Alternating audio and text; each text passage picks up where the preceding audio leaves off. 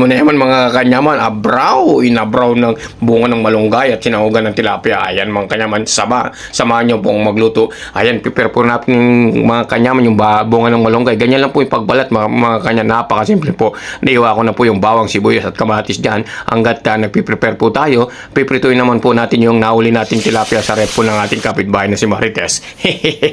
Ayan na po, magsisimula na po tayo ng mag-isa dyan mga kanyaman. Bawang po muna, yung tulad ng nakasanayan natin mga kanyaman. Susunod natin yung sibuyas, kamatis natin mga kanyaman ha.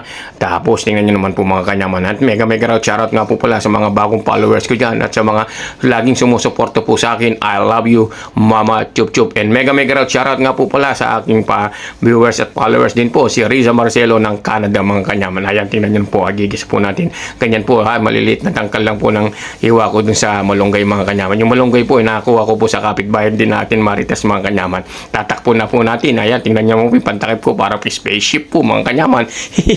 Panigurado, naglalaway ka na po sa aking hinuluto ngayon at iniisip mo na din po panigurado kung paano ka magluluto ng malunggay.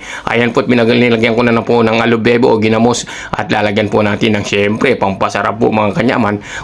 Kanyaman, at lalagyan na po natin yung tilapia natin at saka yung natirang isda po, 2 pirasong isda po yung natira po yan kagabi mga kanyaman.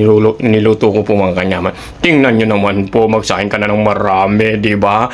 Ayan ang ating paborito, plating na po. Kanyaman, magsahin ka na nga talaga ng marami dyan mga kanyaman.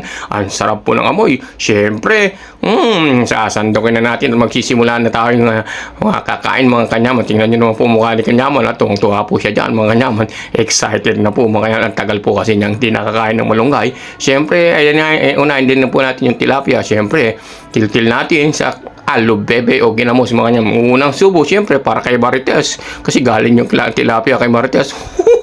Kanyaman! Tingnan nyo naman! Kanyaman! Sunod-sunod na po yung subo ko dyan mga kanyaman ha.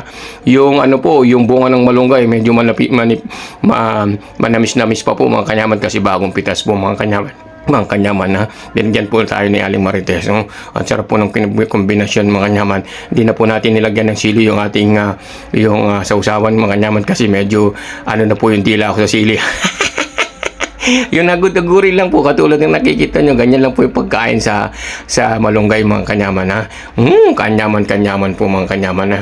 I love you Mama Chup Chup po ha. Susunod na video po at huwag nyo naman pong kalimutan i-like po yung video ko ngayon mga kanyaman. I-share nyo na din po sa mga kaibigan nyo dyan, sa mga kaibigan nyong Marites. I love you Mama Chup Chup. See you on my next video mga kanyaman. Kakain lang po si Kanya.